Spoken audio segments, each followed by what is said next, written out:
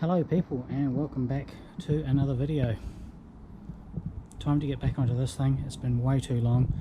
As you can see, absolutely nothing's happened to it, and we want to see some action happening. So rear shock, thinking about leaving this one in for now. I've got to get this rear subframe remade. I don't know if you remember, but it's down too much on an angle. Always felt my ass was sliding off the back. So I'm going to whip this off, and I'm going to make a jig for these mounting holes, so I can take it to my engineer mates. They can lengthen these or just tilt them up to raise this by about 20mm. So that's the plan of attack. So let's get this off and rip into it. Cool.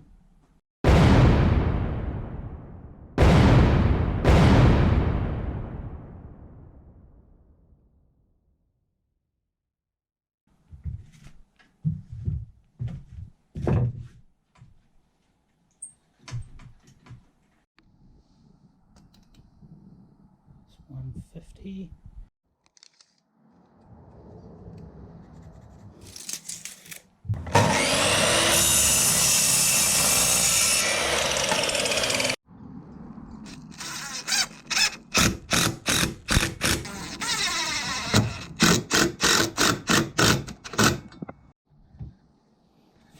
Okay, so we have our jig made up. We'll throw this in the van, take it to work on Tuesday because it's Easter weekend here. So and we'll get the engineer guys to remake the subframe for us. Okay, so I have to reacquaint myself with this, but I think I'm going to concentrate on the controls and the buttons and do that next. Cool. Okay, so I found the parts. This key switch here used to be down here. I'm going to put it back in the stock position, which is up here,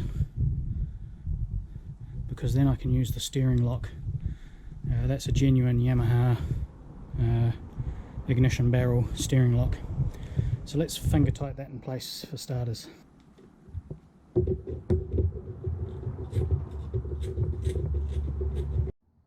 Okay, so that's the throttle in position. I've never really liked having to bend my thumb around here. I could spin that around, but then it starts to interfere with the brake. You get a bit more room here for your thumb.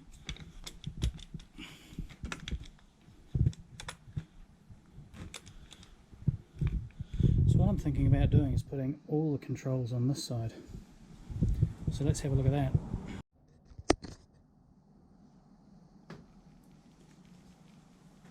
So the grip will come to about there somewhere. So here's my buttons. I've got 2 and 2 and 1. No 1 on the back of this one.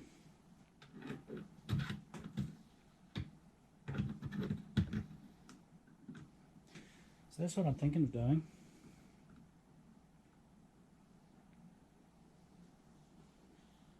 Turn signal, high beam, horn, starter motor. It's going to be weird starting the bike from this side, but I guess I'll get used to it. It's going to keep everything nice and tidy, so I think I'm going to do that. Okay, so I don't know how well you can see it, but I've made 2 crosses there. That's where I want my wires to go through.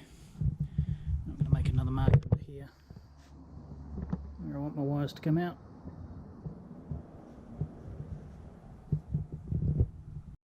The next job is to get the clutch lever off and then get this bar off of here so I can drill some holes. Okay, let's see how tight this is.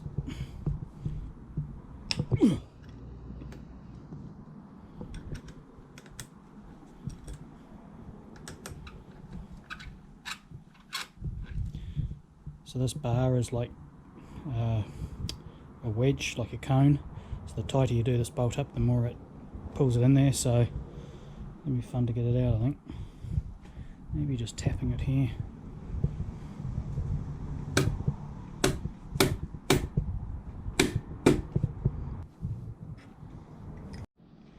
Okay, so camera just went flat, but I've just drilled some pilots. Let's see the other one there. Couldn't find my punch for love nor money, so I'm just going to drill these ones out. I think that's about 6mm. Just going to see how big the wires are going to be. Going to be 3 or 4 cables, and about 5 or 6 coming out of there. I can't remember. 6, I think. This is the cable I'll be using. This is what we call hookup wire. It's a flex, can handle being bent. It's not overly big because it's just signal wire for the Moto Gadget. But we'll be using brown as ground because we've come accustomed to our BMW, and then we'll just use purple for all the signals. I don't need to colour code what each button is. I can soon meter that out and figure it out. It's not that hard. So yeah, it's enlarging these holes.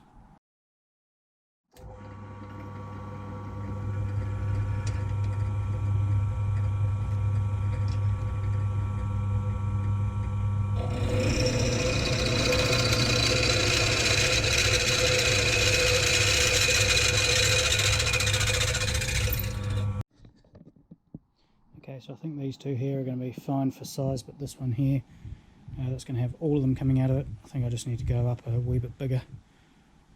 Cool.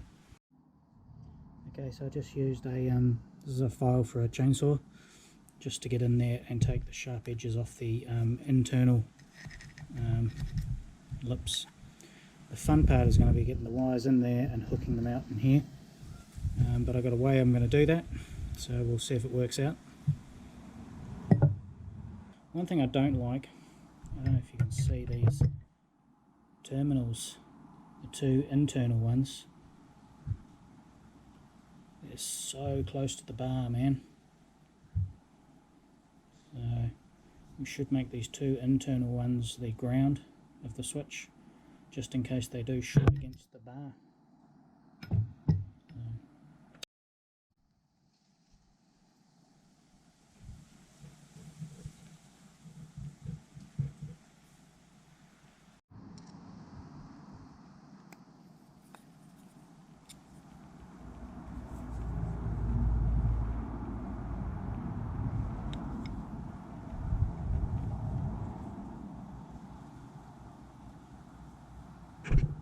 Gosh, these are tight.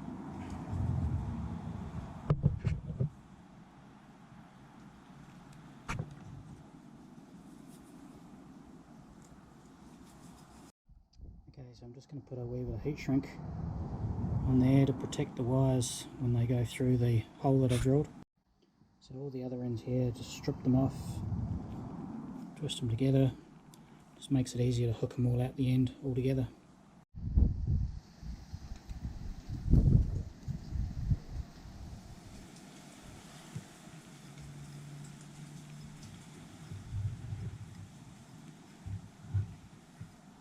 I can see them.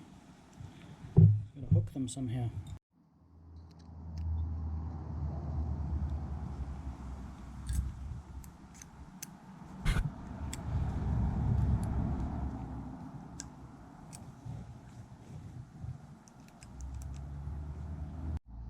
Okay, that was a struggle, but we got it through. I'll put a wee bit of heat shrink over this part just to protect it. Then we'll sleeve this, some black sheathing, but we want to test these to make sure they work. So I'll go grab my multimeter. Okay, so multimeter set to ohms. So I've connected all my grounds to one probe. I'm just going to go through and just make sure that each one works properly.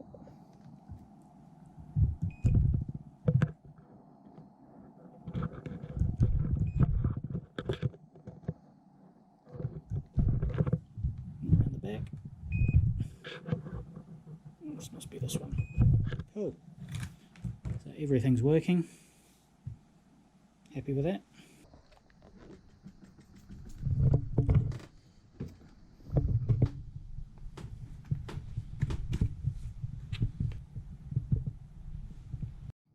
Okay people, well I'm going to leave this video here.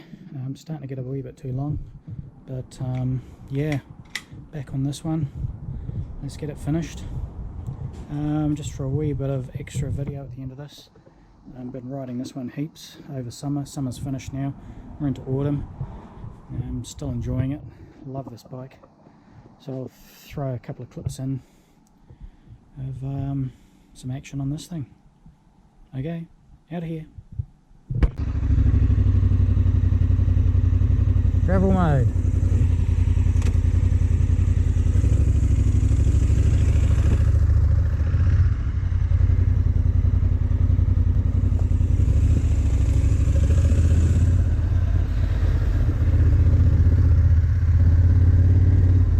How was that thing, man? What sort of tractor?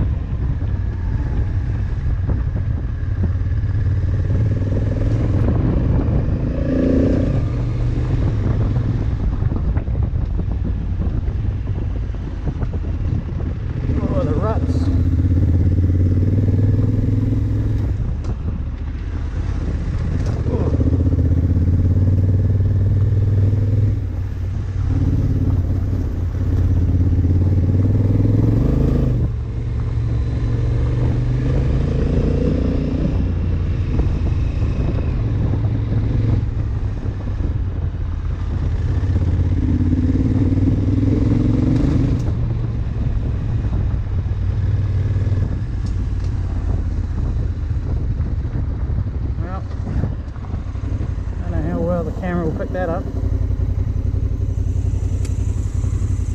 Bloody amazing view. Look at that. Hardly a cloud in the sky. And we're going way over in the distance there.